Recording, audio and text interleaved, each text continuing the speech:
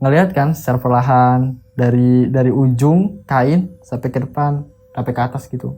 Pas ke atas, ternyata dia lagi kayak gini, trek.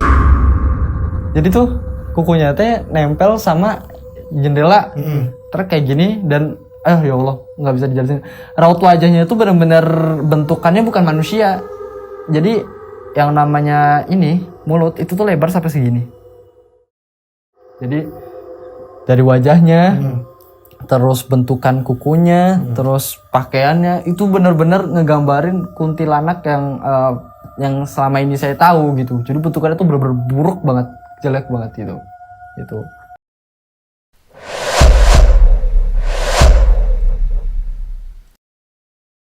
Assalamualaikum warahmatullahi wabarakatuh. Masih bersama saya Rian Agus Widodo. Kali ini saya akan mengupas pabrik pemelihara kuntilanak, di mana pabriknya ini bersebelahan dengan banyak bangunan. Kayak ada pondok pesantren, sekolahan, di lingkungan. Karena soalnya di lingkungan, bener-bener banyak warga di sekitar. Dan kuntilanaknya ini jika nggak dibutuhin di pabriknya, karena si pabriknya ini memelihara kuntilanak ini buat pesugihan. Jadi kalau lagi free, dia ini justru malah ngeganggu daerah-daerah sekitaran pabrik. Seperti apa kisahnya? Kali ini saya nggak sendirian. Ada narasumber yang dimana dia menyaksikan kejadian itu tepat pada lokasinya. Malam ini ada Mas Wira. Selamat datang Mas Wira. Selamat datang. Emang bener Mas Wira, itu ada pabrik yang melihara kuntilanak, terus kuntilanaknya jadi keluyuran gitu. Ya, oke. Pertama-tama saya ngucapin terima kasih banget Mas Dodo karena udah dijadikan narasumber gitu ya. Jadi kisah ini terjadi tahun 2012 di mana saya pesantren di salah satu pesantren di Kota Cirebon. Oh, pernah pesantren juga Mas? Iya, dulu itu. Nah, tapi ternyata di pesantrennya itu sendiri memiliki kayak throwback gitu. Throwback atau di mana sebelah pesantren itu kan ada pabrik.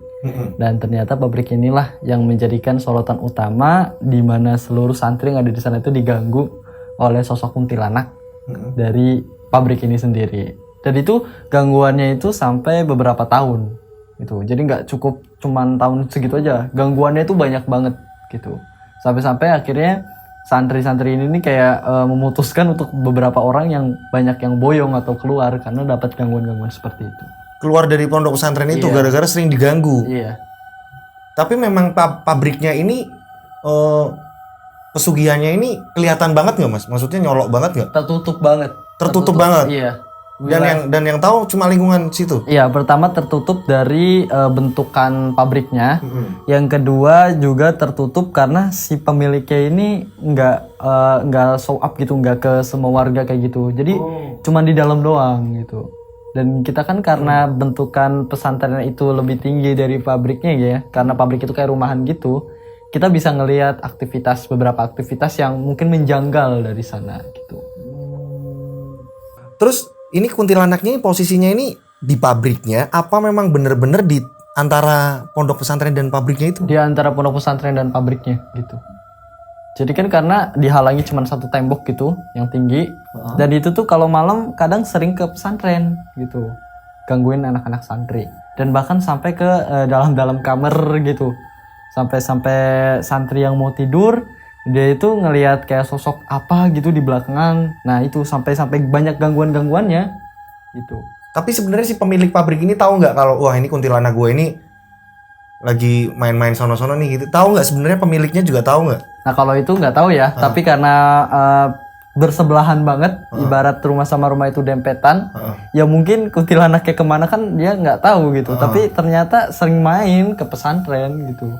Hal apa Mas yang Mas pernah diliatin atau pernah ada kejanggalan di situ, Mas? Salah satunya itu lagi jemur pakaian, dan pas lagi jemur pakaian malam-malam karena kebetulan para santrinya di sana itu udah pada tidur, saya jemur pakaian, ngeliat tuh ada kayak bentukan bayangan putih. Nah itu tepat banget di pojokan kayak jemuran gitu kan. Nah saya deketin kan, penasaran. Ngira saya teh itu kayak bayangan dari cahaya atau apa. Ternyata pas dideketin teh sosoknya. Gitu ya, otomatis saya ngeliat itu ya nggak bisa ngapa-ngapain. Udah ngeliat, oh udah tahu nih. Ya udah, sikapnya tetap biasa, tapi takut banget. Tapi nggak diceritain ke anak-anak. Berarti nggak ada yang lihat selain Mas Wira? Banyak sebenarnya, tapi yang mereka itu kayak lebih diem-dieman. Baru diceritain itu pas akhir-akhir tahun 2015. Jadi di tahun 2012 sampai 2015 tuh mereka tuh sebenarnya banyak yang lihat, cuman nggak banyak yang cerita gitu. Karena mereka kan di sana niatnya kan ngaji. Takutnya kalau misalkan ngeliat-ngeliat hal seperti itu kan nanti mereka mengganggu ngaji, apalagi karena basicnya itu Al-Quran gitu kan, ngafalin Al-Quran, jadi mereka nggak mau terlalu terfikirkan seperti itu. Kok kuntilanaknya nggak ngerasain panas atau apa ya? Itu kan tempat ngaji gitu kan ya? Iya. Kok nggak ngerasa gimana gitu ya? Tapi kan di momen-momen tertentu aja, di jam-jam tertentu. Ketika jam 10-an atau jam 11-an di mana anak-anak pada tidur, anak-anak ada yang jemur baju. Nah, di situ tuh terornya dimulai dia ini lewatin jendela atau dia ini gangguin orang yang mau tidur. Sampai yang paling parah itu temen lagi tidur tuh ditarik. Gitu. Temen lagi tidur ditarik, gimana itu mas ceritanya? Itu ditariknya itu suatu hari itu lagi mau pada tidur, kan biasanya kita tidur nyiapin kasur gitu kan. Nah udah pada nyiapin kasur, nah karena dia tidurnya telat, akhirnya dia juga nyari tempat yang space-nya enak atau tempat yang enak. Ya di tengah malam tuh dia ngerasa tuh kayak kasurnya tuh ada yang geret-geret gitu, kayak ada yang narik-narik trek. Nah ngira dia tuh kayak temen yang mau ngambil kasurnya. Kayak ada temen yang jahil nih gitu. Tapi ternyata ketika dia ngebuka mata gitu, melek gitu, ternyata yang di depannya itu sosok kuntilanaknya. Iya itu. Kalau di situ gue langsung cabut mas. Gitu. Jadi ceritanya ini berawal di tahun 2012 saat saya pertama kali masuk pesantren, dan dimana saat pesantren itu sendiri nggak terlalu besar karena ruang lingkupnya juga kan di tengah kota, dan kita niat awal emang mau pesantren, nggak mau ada hal-hal seperti itu. Cuman kan saya waktu di umur 12 tahun kan perasa, belum ngelihat gitu kan, masih perasa gitu kan. Nah pas awal-awal masuk itu udah nih disiapin kamarnya buat saya, terus nyaro barang-barang, udah kan tepat banget waktu itu mau maghrib. Alhasil kita itu mau sholat maghrib. Pas sholat maghrib ya udah kita siap-siap dulu kan di satu space di bawah tangga itu, kita sholat di situ. Nah ini kan kita lagi mau sholat nih, kebetulan saya itu di bagian soft kedua, di bagian soft pertama itu berdekatan dengan imam, dan di soft kedua itu kita bisa ngeliat ke atas. Jadi kalau misalkan kita lagi sholat, kita tuh tahu nih kalau di atas tuh kayak ada apa gitu. Nah pas udah di rokaat kedua itu ada kejanggalan. Jadi tangganya itu bunyi sendiri, karena tangganya kan tangga kayu, gitu kayak tangga kayu gitu, bukan tangga yang kayak beton gitu, tangga kayu. Jadi bunyi tuk kayak ada orang jalan, Kayak orang langkah naik gitu. Iya benar, kayak ada orang langkah naik. Itu seriusan demi Allah. Jadi ada orang langkah naik, tek. Nah saya tuh udah merasa aneh, karena kan pertama kali datang ke pesantren gitu kan, ini ada angin atau apa? Kok bisa-bisanya tangga itu bunyinya kayak orang langkah itu, tuk. Wah, udahlah ya, kita fokuskan khusyuk sholatnya gitu.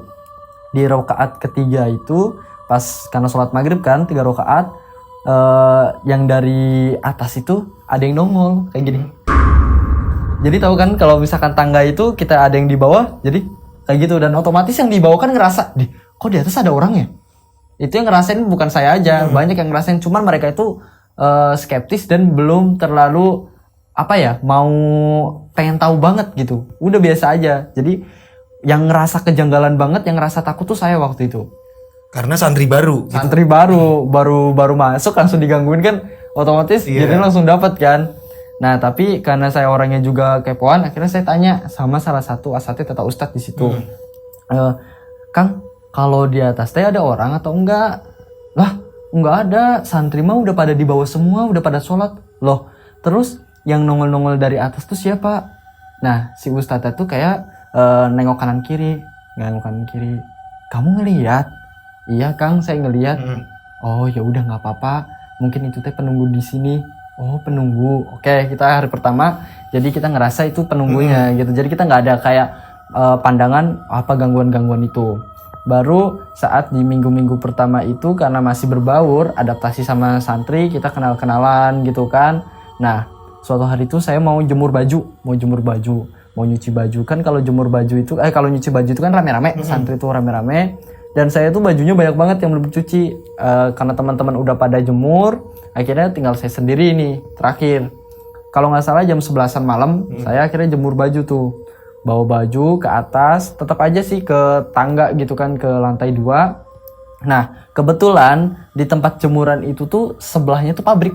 Jadi ya otomatis kita yang berada di jemuran kita bisa ngelihat dalaman pabriknya. Karena lebih atas ya. Lebih atas dari pabriknya. Nah, pas saya ngeliat-ngeliat di situ tuh, loh ini apaan? Kok bentukannya kayak rumah-rumah gitu, tapi kok kayak agak tertutup gitu. Nah, agak tertutup. Ya udahlah, biarin aja. Saya akhirnya jemur baju tuh satu. Pas jemur baju tuh, situ kayak ada bayangan putih.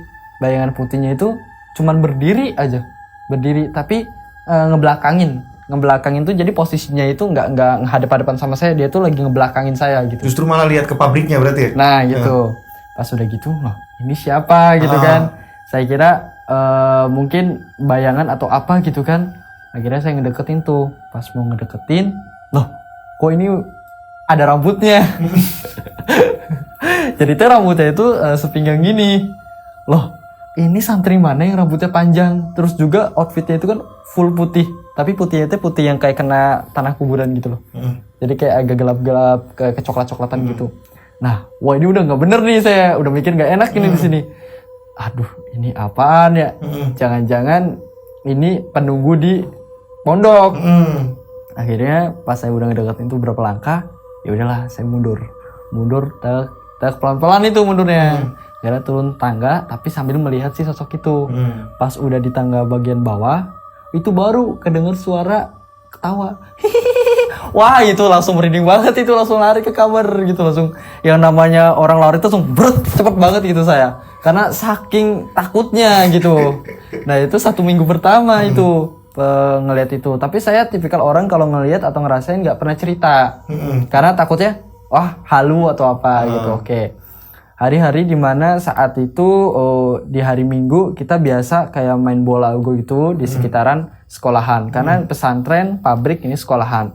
Nah ketika main-main bola di sekolahan, ya udah kita ngobrol-ngobrol kan sama yang ada di sekolahan. Nah ternyata di sekolahannya juga itu yang penjaga sekolahan, dia tuh sering banget ngelihat lalu lalang cewek di atas pesantren.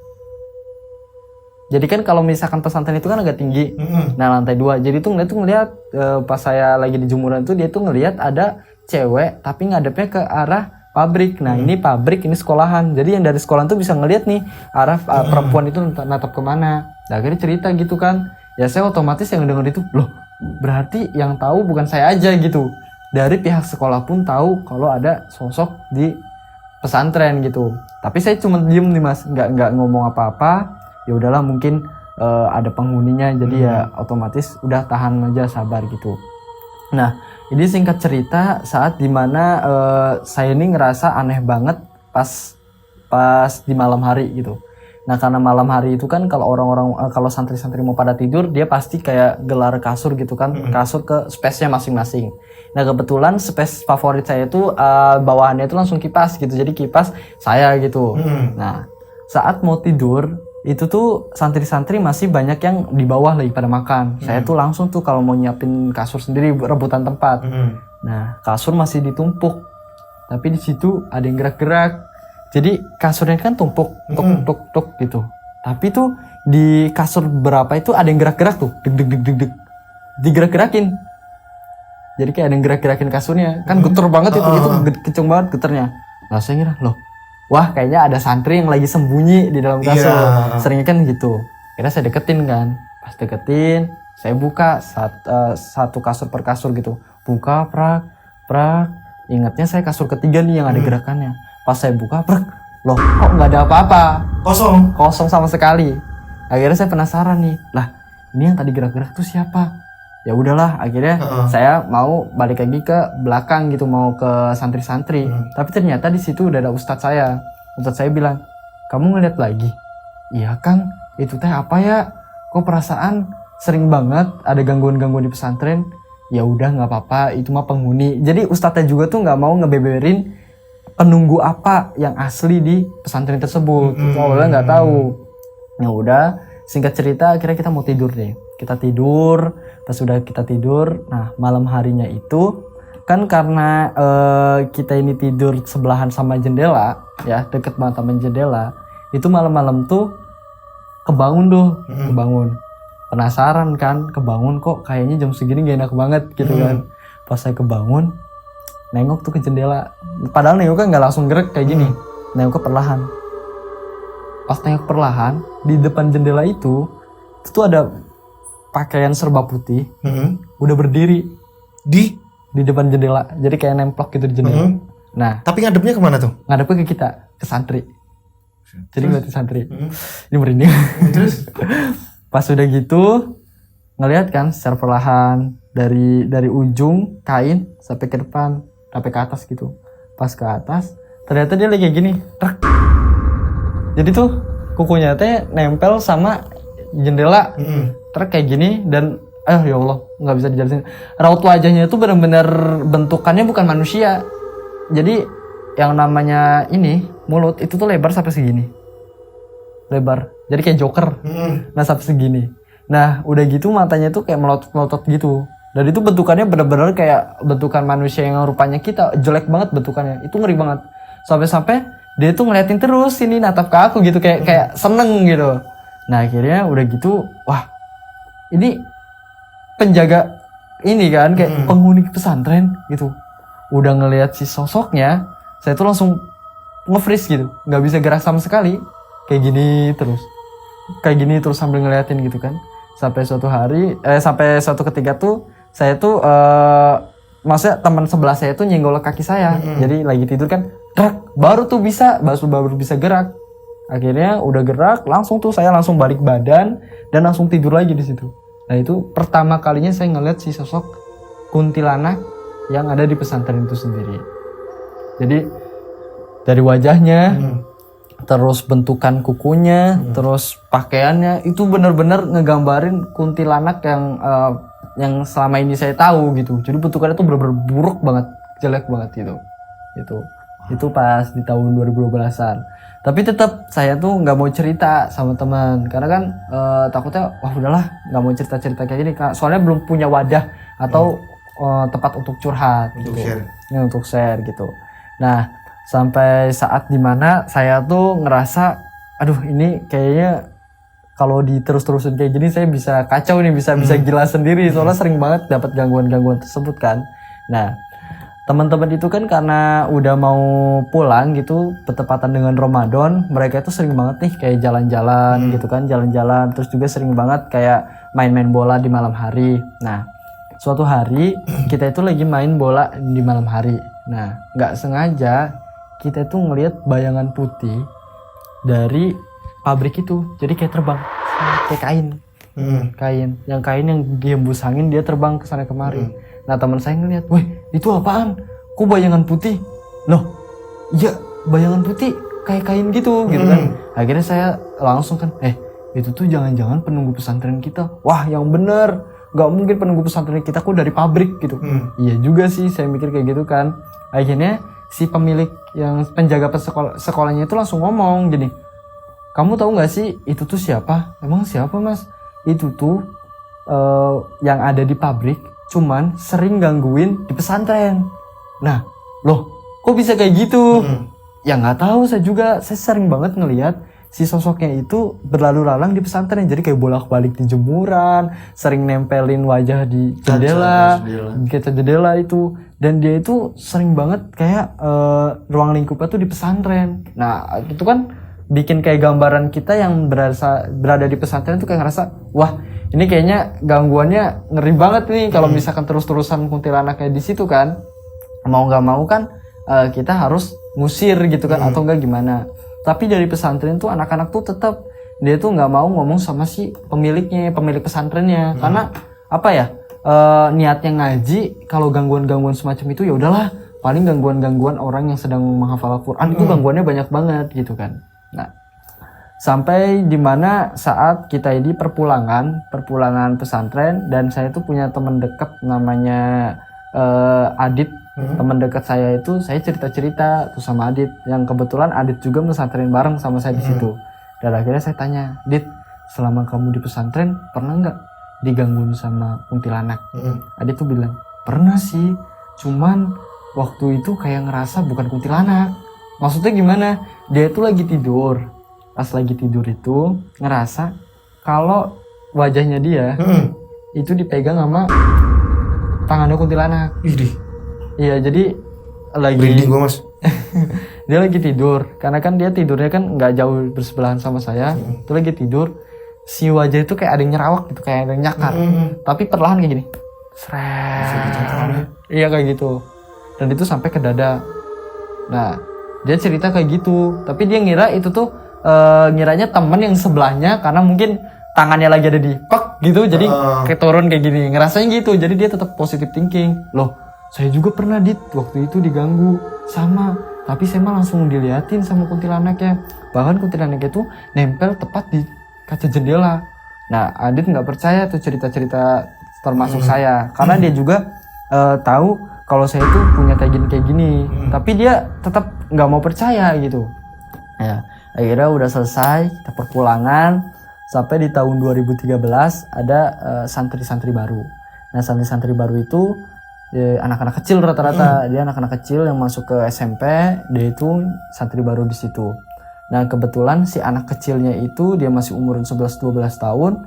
Dia itu udah peka duluan. Jadi pas dia baru mendaftar, dia itu ngelihat di atas tangga, maksudnya di atas tangga di lantai 2 itu ada yang nengok-nengokin dari bawah. Jadi dari atas. Jadi dia lagi duduk, dari atas tuh ada yang nengok kayak gini. Apa bentukannya, Mas?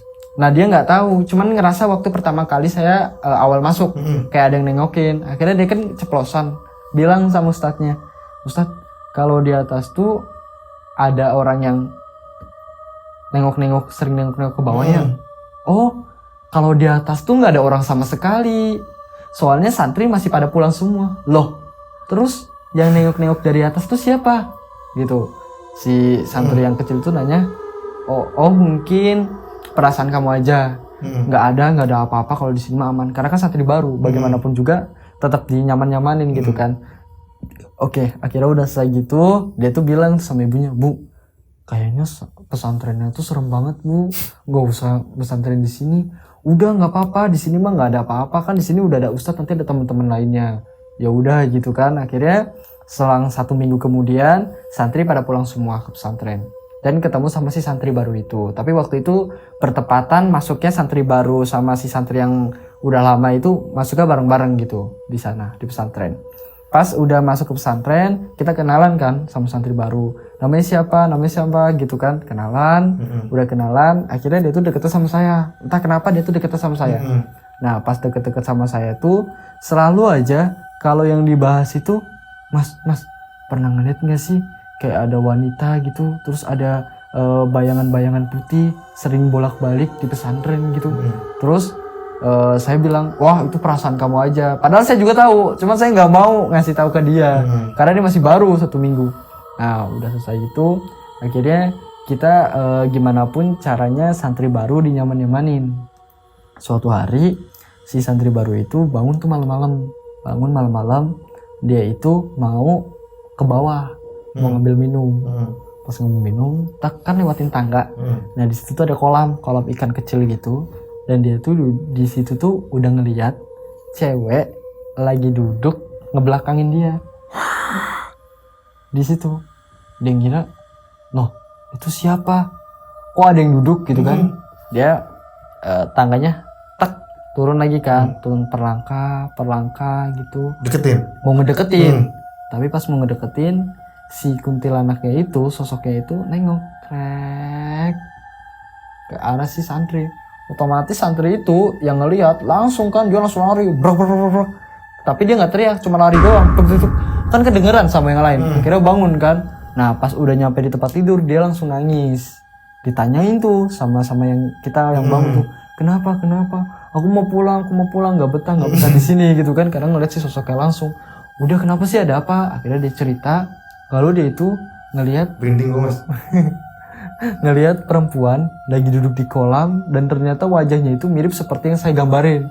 Jadi posisi mulutnya itu lebar gitu segini dan matanya itu melotot dan dia itu kayak full senyum gitu, full smile gitu, ngelihat ke arah si santri barunya.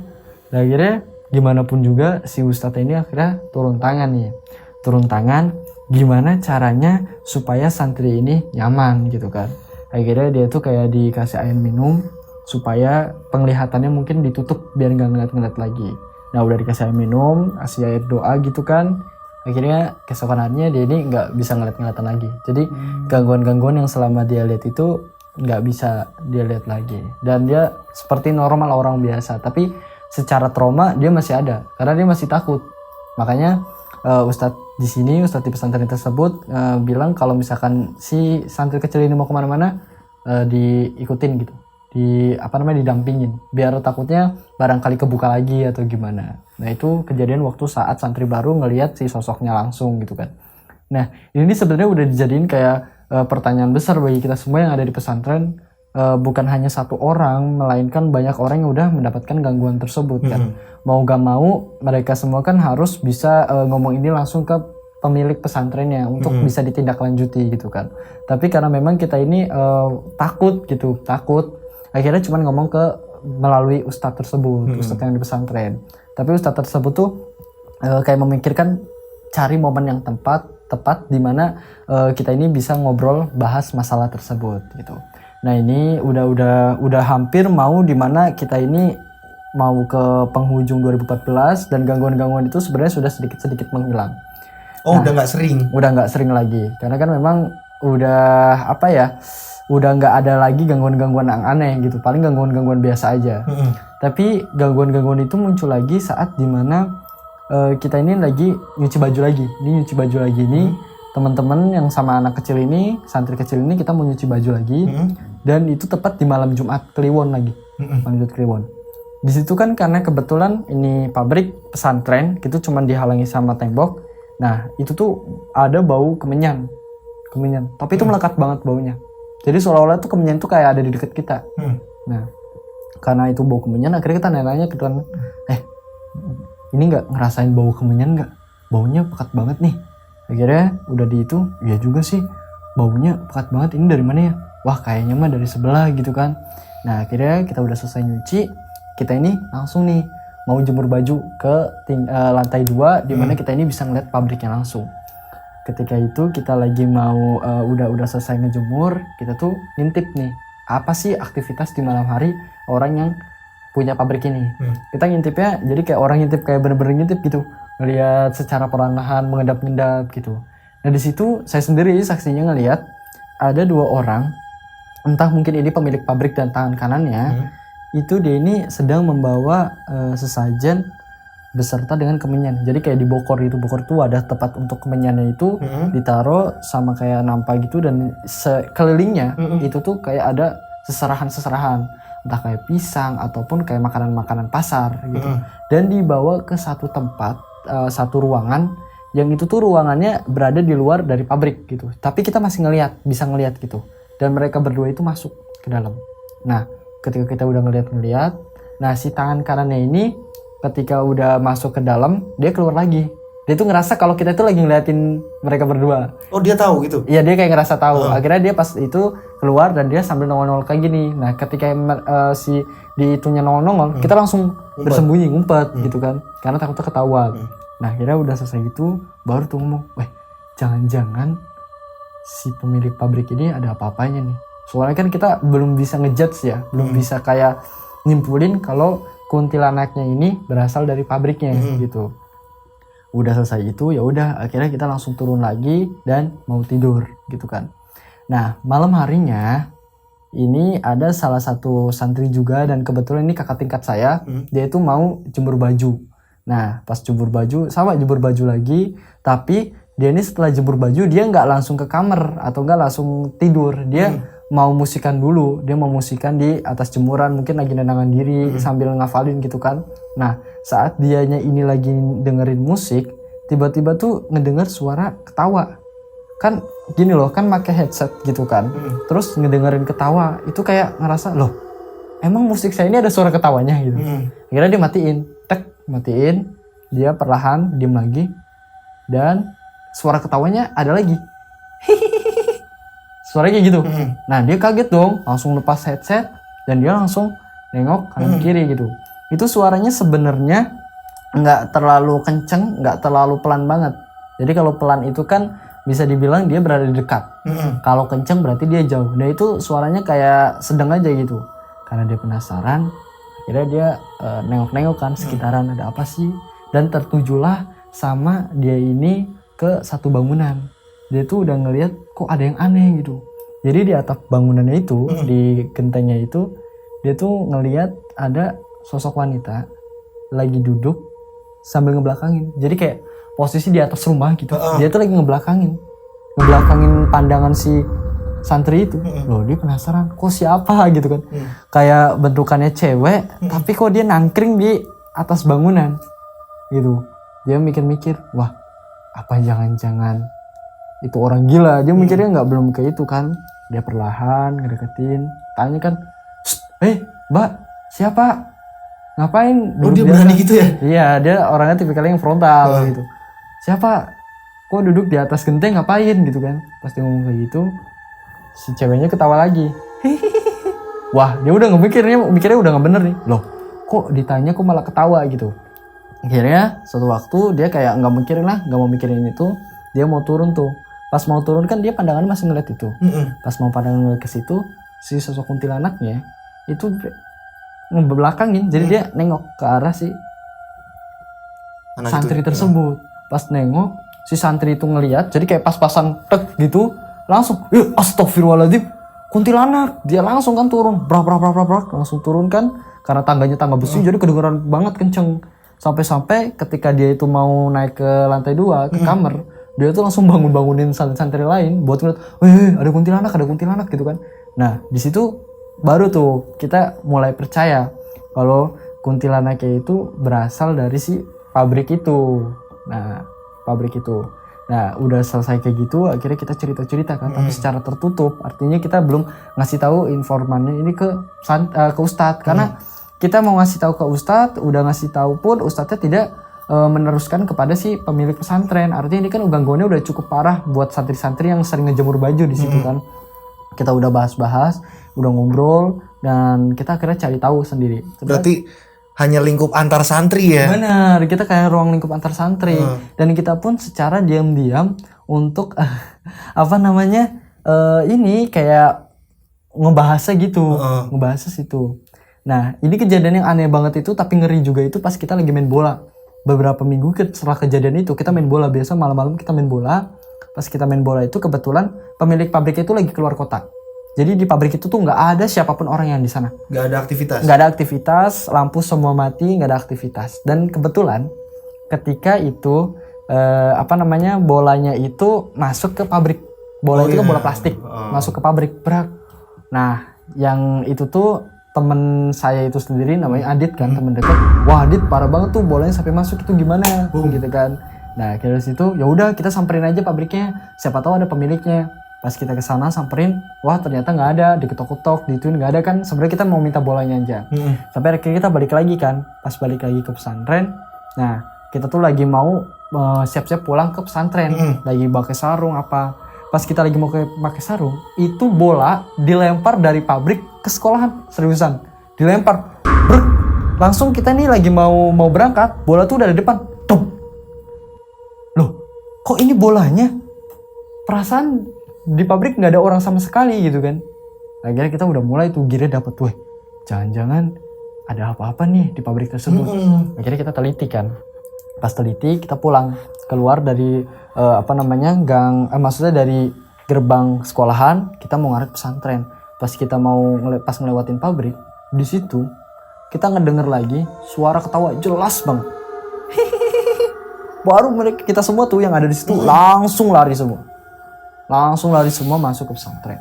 Nah itu kejadian yang ngeri banget saat kita dimana bolanya itu udah bisa dibalikin lagi gitu, dan ada suara ketawa lagi. Nah udah datang ke pesantren, kita akhirnya bahas lagi mengenai hal ini nih, kejadian kayak gini nih dari mana sih asalnya, kok bisa-bisanya kita ini dapat gangguan-gangguan terus kan. Udah selesai gitu, akhirnya ya udah mungkin nanti kita beraniin diri buat menerusin ini masalah ini ke pihak pesantrennya. Karena takutnya kalau misalkan nggak ditindaklanjuti, gangguannya akan sampai di mana santri baru datang digangguin lagi, digangguin lagi kan. Nah udah selesai gitu, kita akhirnya tidur nih, udah tidur.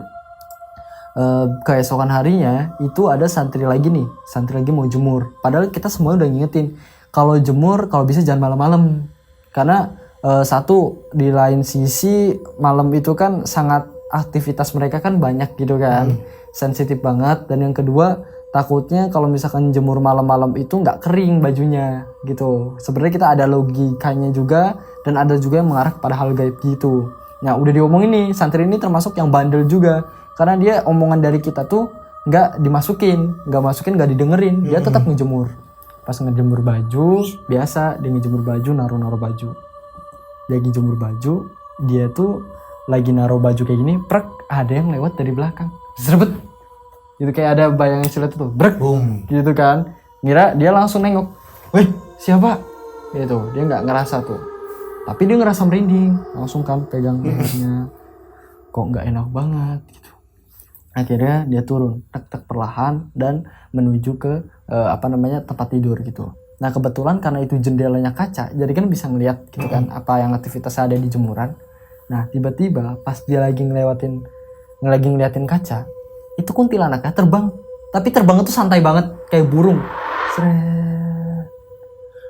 Dia kan lagi ngeliat si itunya kuntilanak, itu sampai deg-degan, gemeteran. Sampai dia tuh ngeliat kayak bener-bener nggak nyata gitu.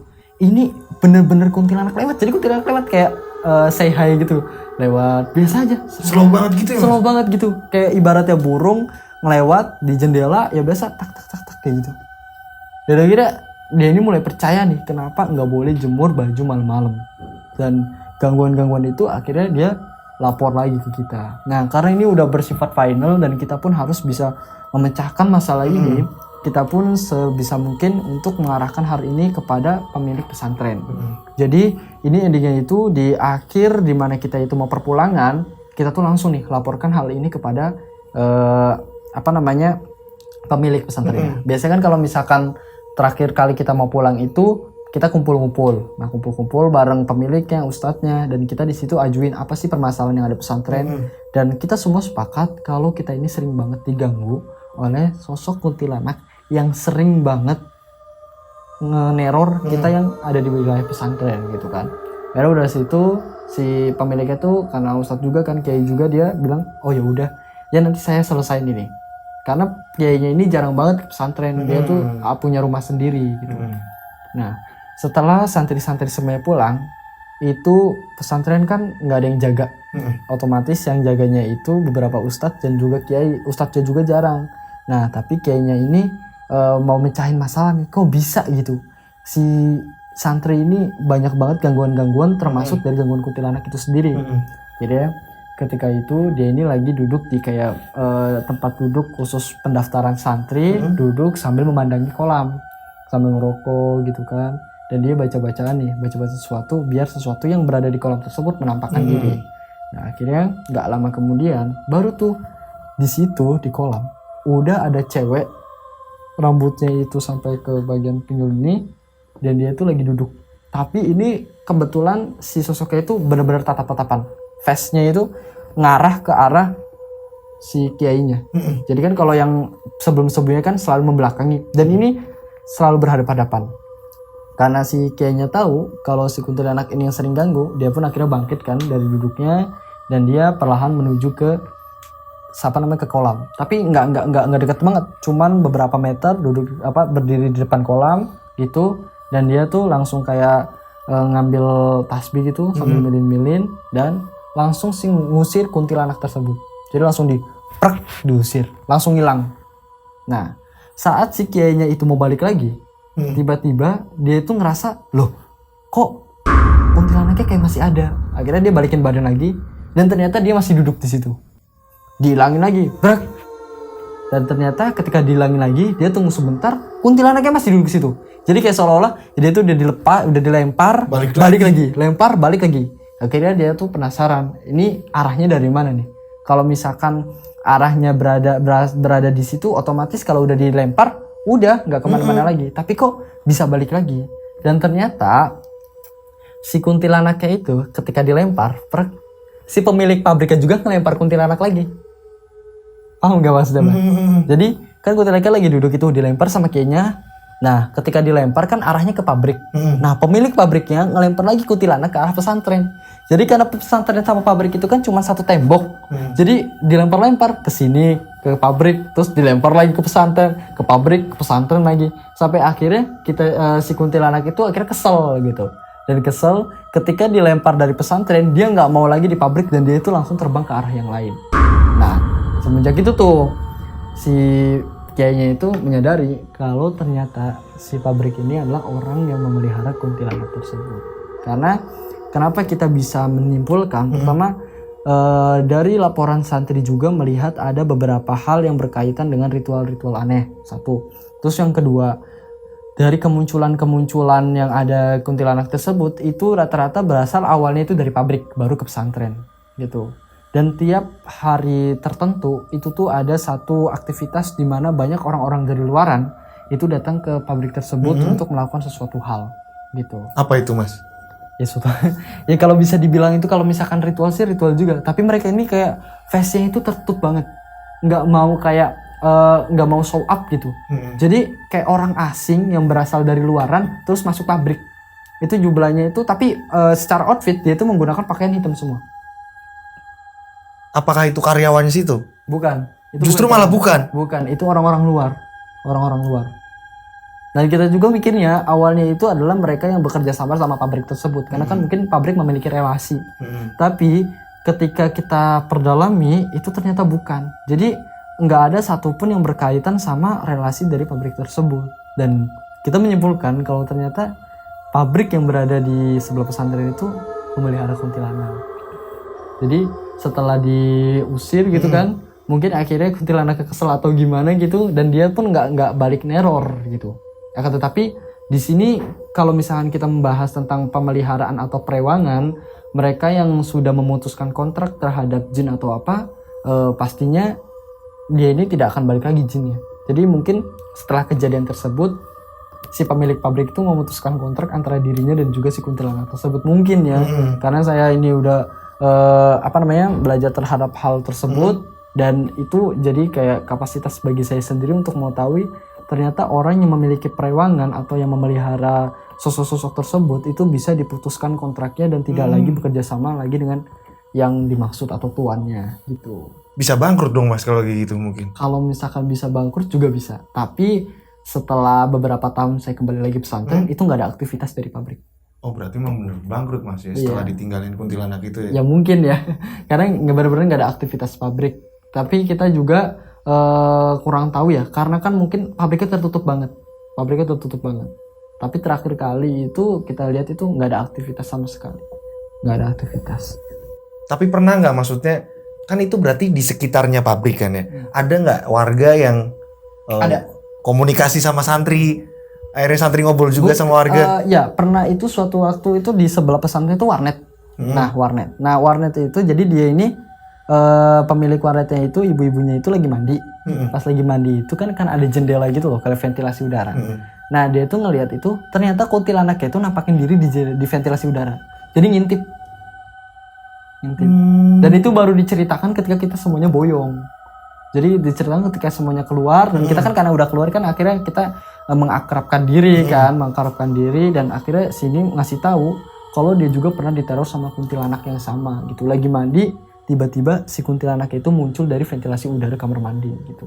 Di warnet itu tadi? Iya, di warnet ya. Gitu. Serem juga ya Mas ya? Ya lumayan serem juga karena kan ini 3 tahun kita mesantren di sebelahnya pabrik itu sendiri, dan ternyata pabriknya itu sendiri bisa dibilang ya mengklaim itu dia memelihara kuntilanak gitu. Sampai-sampai kan beberapa santri ada yang keluar dan juga mereka banyak yang melihat sosoknya langsung, sampai gangguan-gangguan yang bersifat aneh gitu kan, dimana ada yang ditampakkan langsung dan sampai ada orang yang trauma juga karena ngeliat sosok tersebut gitu. Pernah ada yang kesurupan gitu nggak Mas? Kalau kesurupan sih alhamdulillah nggak ada, cuman kalau misalkan sampai sakit ada. Jadi karena kaget doang.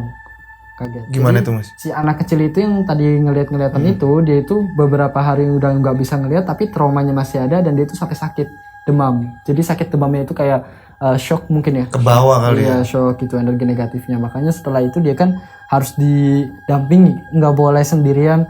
Kalau jemur baju nggak boleh sendirian, kalau beli jajan ataupun apapun nggak boleh sendirian, pasti harus ada yang dampingin gitu. Tapi setelah kalian mau udah pada cabut dari pondok pesantren itu, akhirnya Ustadz ini cerita sebenarnya nggak sih? Iya, cerita sebenarnya. Akhirnya jujur gitu. Iya, ketika waktu itu ada reunian dan kita cerita dan ternyata ini datangnya dari pabrik gitu. Tapi dia tuh sebenarnya nggak mau ngeklaim karena kayak tersebut itu nggak mau ngeklaim banget kalau ini pemilik pabrik atau gimana. Tapi ini berasal dari pabrik. Entah dia melakukan pesugihan kayak atau pemeliharaan kuntilanak atau apa, dia nggak mau ngeklaim. Tapi berdasarkan yang dia tahu, ini kuntilanak itu berasal dari situ pabrik tersebut. Baru dijelasin itu. Baru jelasin setelah kita semua udah keluar. Ada reuni ya, ada reuni. Iya, ada reuni dan kita akhirnya ngobrol-ngobrol kan. Reuni kan. Tapi reuninya di situ juga. Reuni bukan di situ. Oh, bukan di situ. Random, kita tempatnya random dan bahas-bahas random juga, dan sampai suatu masuk pembahasan di mana kita flashback gitu, cerita-cerita di mana kita digangguin kayak gini, dan disitulah dibuka termasuk dari gangguan-gangguannya, termasuk dari asalnya dari mana dan kuntilanaknya waktu itu larinya kemana gitu kan. Nah setelah dilempar kan kuntilanaknya larinya ke arah, kalau nggak salah sih ke arah penduduk juga. Tapi berarti masih di situ-situ juga dong mas. Tapi dia nggak gangguin kita juga, karena sebelah ini pabrik, sekolah, kuburan. Pabrik, sekolah, kuburan. Baru kuburan. Iya, jadi ini pesantren, pabrik, sekolah, kuburan. Dekat sama pemukiman juga warga. Pemukiman deket banget, itu nyatu. Berarti masih di daerah-daerah situ juga ya, peluyurannya ya? Ya mungkin bisa jadi sih. Cuman kan kalau misalkan yang udah terputus kontraknya, dia tidak bisa kayak nggak seperti yang biasa mereka lakukan, nggak biasa si sosok itu lakukan. Ya udah, misalkan kita ngeliat kayak sosok kuntilanak di pohon, ya udah di pohon aja. Misalkan si sosoknya itu nempatinnya nanti di kuburan, ya udah di kuburan aja, nggak bakal ganggu warga. Paling kalau misalkan warga ada yang lewat ke kuburan, dia ngeliat kuntilanak, baru dia dapat gangguan-gangguan gitu. Tapi nggak kayak segiras, maksudnya seperti ini loh yang waktu di pesantren gitu kan, karena ada kontrak gitu kan, dan akhirnya itu ngeganggu-ganggu pihak pesantren gitu, pesantren di sana. Setelah ada kabar kayak gitu, mengurangi stabilitas ini nggak, pondok pesantren itu juga nggak? Jadi orang kayak mau nyantri di situ jadi di situ udah ada pengalaman kayak gini, apa nggak pengaruh? Nggak pengaruh sih sebenarnya, karena kan niat awal kita emang ngaji gitu, nggak ada niatan hal tersebut. Tapi kalau misalkan niatan trauma itu ada, traumanya ada.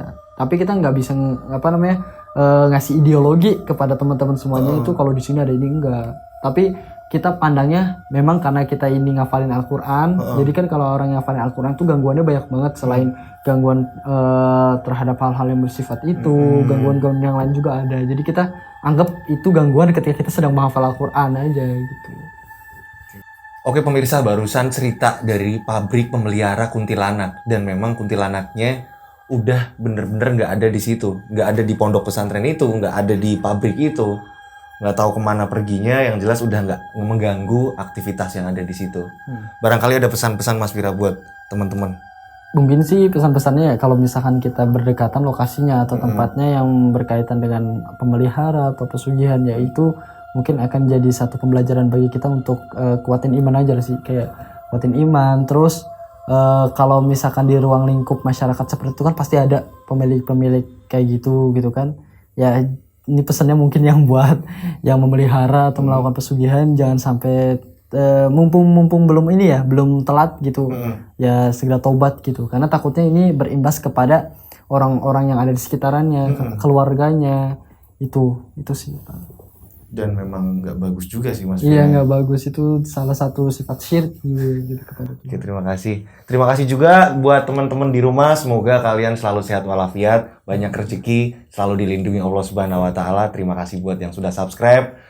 Jangan lupa yang belum subscribe, lekas subscribe. Jadi aku semakin tambah semangat membawakan cerita-cerita misteri. Terima kasih buat Mas Budi, ada Mbak Denis, ada Mas Dewo, ada tim semua yang ada di sini. Terima kasih juga buat Mas Fira udah berbagi pengalamannya yang sangat-sangat misteri ini.